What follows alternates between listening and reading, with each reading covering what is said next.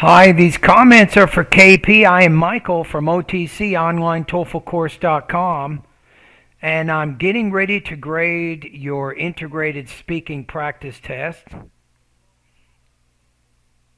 Okay, let's take a look at the email that you sent me.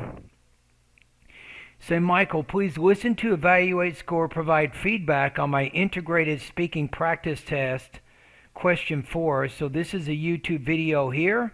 I'll put this below in the comment box for this video. So using points and examples from the lecture, you got to put a comma here, and then you'll put explain 2 ways weathering occurs. Okay, here we go. So let's see how you did with this one. In the geology class, the professor explains the weathering occurs in 2 ways. The first one weathering is through water and second one is through plants. Okay. To begin with, in the first weathering, if the rock has crack inside, when there is rain, the raindrops go inside the crack and stays. At night, due to low temperature, the water freezes. Eventually, the ice expands, which leads to break the rock. Moreover, in the second weathering, the roots lead the fracture of rocks. For example, if the plant seeds are growing inside the crack of rocks, their roots go deeper to search for water. Okay. This can cause the rocks to break apart as well.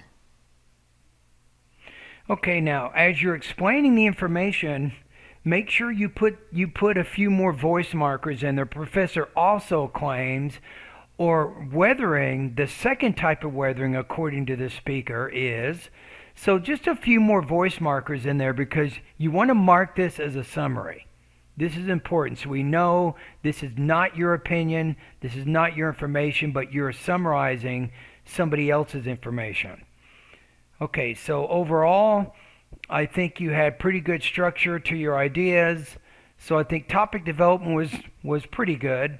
The main thing is you can do a little bit better with the voice markers and showing who is saying this information. So you can go to TOEFL Integrated Speaking Strategies Master Lesson in the speaking part of my course to get some more tips on how to do that for this particular speaking task.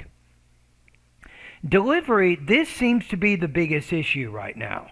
You still have a lot of pauses, but you're not filling those pauses with ums and ands and you knows and all those things. So that's good that you're not doing that, but still there's too many pauses. Your thought group's a little bit too small, and that's making it a little bit distracting for me to concentrate on what you're saying.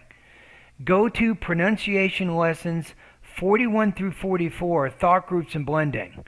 As you go through the lessons, your goal is to try to group 4 to 5 stressed syllables, then you have a pause. You have another 4 or 5 stressed syllables followed by another pause. Now, there's other reasons why we have pauses after transition words, for example, or right after an introductory clause or before a dependent clause or something.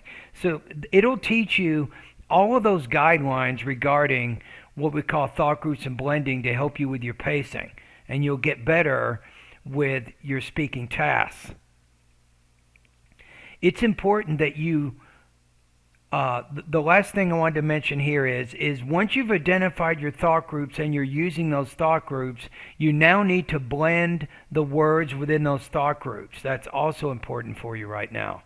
And again, you can learn more about that by going to pronunciation lessons 41 through 44.